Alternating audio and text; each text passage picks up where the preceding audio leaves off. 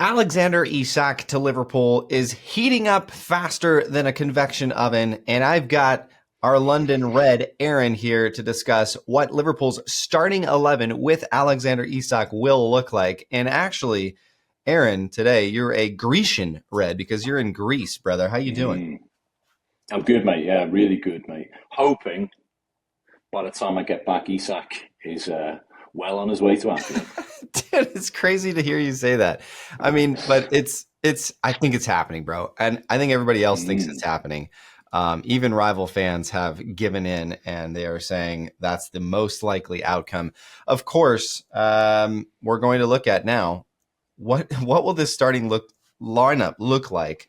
And this is not a first day of the season. This is like mid-season, assuming there's no injuries. Who possibly gets into this first team when Alexander Isak is in a Liverpool shirt? So let's start at the back, Aaron. We've got Alisson Becker, of course, still one of the best in the world. It is Van Dijk and Konate. I would assume Konate is staying. It looks like Konate's happy. It looks like he's happy. And I've heard through the grapevine that Liverpool is working on a deal to keep him here. So, yes, maybe Liverpool bring in Mark Guéhi. But even if they bring in Guéhi, they could keep Konate if he signs a new deal. So I would assume the club wants to keep Konate. Konate was fantastic last year.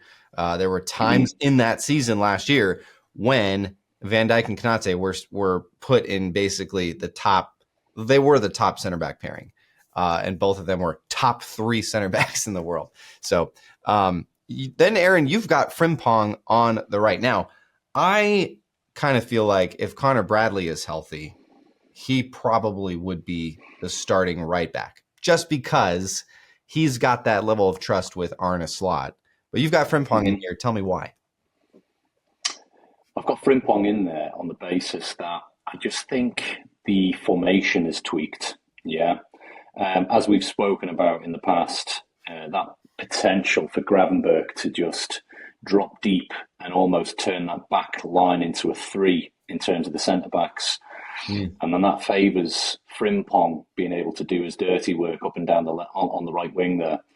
I think he has a slightly quicker feet. He's slightly quicker than Bradley. And we're talking about the central part of the season here. We're talking mid-season as well. I think Frimpong's going to work his way into the team.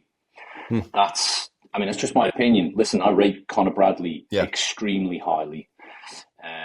But if we can get to mid-season, Connor Bradley's having a really good season with no injuries, then Frimpong might have to just pick up minutes as and when he can get them. Because, if Connor Bradley can stay healthy and fit, we both know that this guy, Connor Bradley, is an excellent right back as well. Yeah, it's a good reminder that we are going to look at what Liverpool's formation will change into in possession in a little bit in this video. So stick around for that. All right, let's go to the left wing or the left wing back.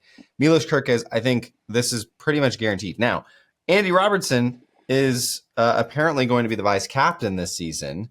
Do you think that changes? Do you think that changes maybe Arne Slot's plan or percepted plan to maybe have more of Robbo and maybe not Kerkez being guaranteed a starter? Or do you think Kerkez is just automatically a starter on that left side? Listen, I've seen a game or two with Kerkez in already. He's a shoo-in. Oh, he is so good. To get round that guy is you have to be some winger or forward to be able to get round Kerkez. His engine and his aggressiveness in the challenge is he's an excellent left back. Yeah. But you know what? What a decision by Liverpool to give Andy Robertson the vice captaincy. He is such a personality, as is Ibu, actually. Ibu is a fantastic personality. Yep. When you see some of the videos, the insides, the inside clips on LFC TV and stuff like that. Ibu is mad. He's the one that's making everyone laugh. He seems like the real character, as is Andy Robertson. So I think if we can keep them two, Andy Robbo is a cheerleader from the sidelines. Absolutely. He's the one that you want. He's going to be the one that's pushing the lads. Yep. And I think it's a really clever decision by Liverpool. I agree. I love it. And I'm so glad he's staying because I think he is one of the most important leaders in that team. You could have players who are really skilled and really talented. And I think we saw a little bit of this maybe in the early phases of Virgil van Dijk's captaincy, is maybe there was a little vacuum of leadership. And I think Van Dijk has figured that out. But I think Andy Robertson alongside of him is a fantastic choice. So let's dive into this midfield. Of course, there's not much to say about Gravenberch and McAllister. Two of the best last season. They were absolutely fantastic. And we're going to see how these two in particular will shift and kind of swap when Liverpool have possession and are going into that attack formation. This is the big one, Aaron. You shocked me with this one, having Hugo Ekitike in that 10 role. I need you to break this down for me. What are you thinking on this? I'm just thinking, so Ekitike, yeah, do you know what? He is, I suppose people are always going to say, well, he hasn't really done much. He's had a good season, and not much else. It failed at PSG, but, we're talking about a young kid here who is 6'3", 6'4". I watched him standing next to Ibu the other day, and he was nearly as tall as Ibu. Yeah, and Van Dijk. This guy is massive.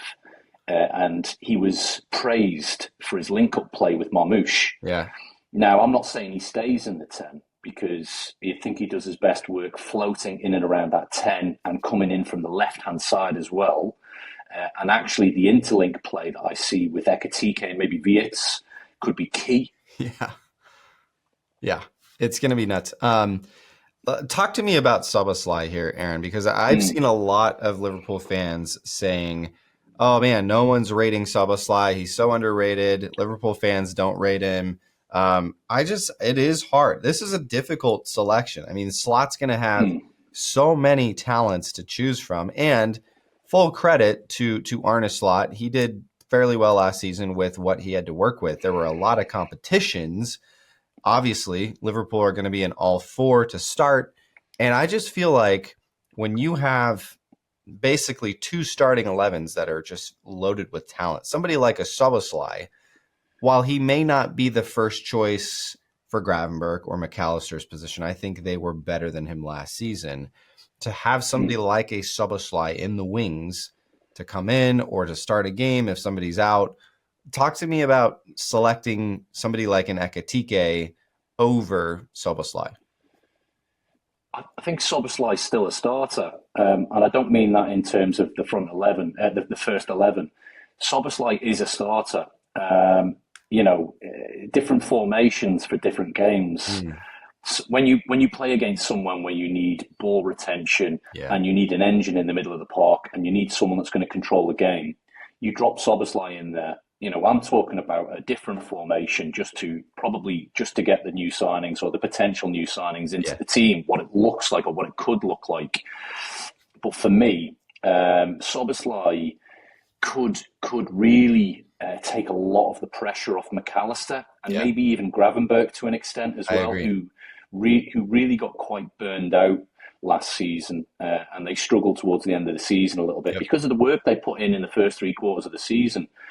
I can see them two sitting midfield positions split between Gravenberch, Szoboszlai and McAllister. And I think you keep the freshness of the team there. I think we want to go strong on every front. And you also have Trainioni pushing as well, who looks like a carbon copy of Gravenberch. Trainioni, silky, glides around the pitch, and is a kid. He's a baby. He's got a massive future as well. Yeah, he does. That's a fantastic explanation. Szoboszlai is still a starter for this team. He's still a starter. Yeah. Still a starter, 100%. Starting caliber player that now Liverpool have to really rotate in that middle of the park. That was one of the biggest criticisms of Slot last season was, when are you going to rotate? And I just think Arne Slot didn't have enough talent that he trusted to do that. Now he does in a really big way. And I mentioned this earlier this week. When you have a guy like Szoboszlai, we've seen this in the past 2 years. Let's say we're in a little cup game. We're starting some of our youth players, and it's 0-0 in the 75th minute, or we're down by 1. When you bring Szoboszlai into the game, everything changes. He's just that kind of a player. And so when you've got a guy like that to rotate in with Gravenberch, McAllister, even in that 10 role, that is so valuable. That is incredible. Okay, let's get into the front three, I got to put my glasses on here because this is going to get really intense. So Florian Wirtz kind of on that left wing. Obviously, there's going to be a lot of rotation there with him. And then, of course, Mohamed Salah on the right. And then Aaron, of course, it's Alexander Isak through the middle. Now, when Liverpool are in position and they are pushing forward in possession, this is what we kind of expect to see. There's going to be some shifts in players and formations when we have the ball. So you've got Hugo Ekitike, Florian Wirtz, Mohamed Salah as kind of this trio behind the talisman Isak. Talk to me about a formation that allows Kerkez and Frimpong to do what they do best by bombing forward on those sides.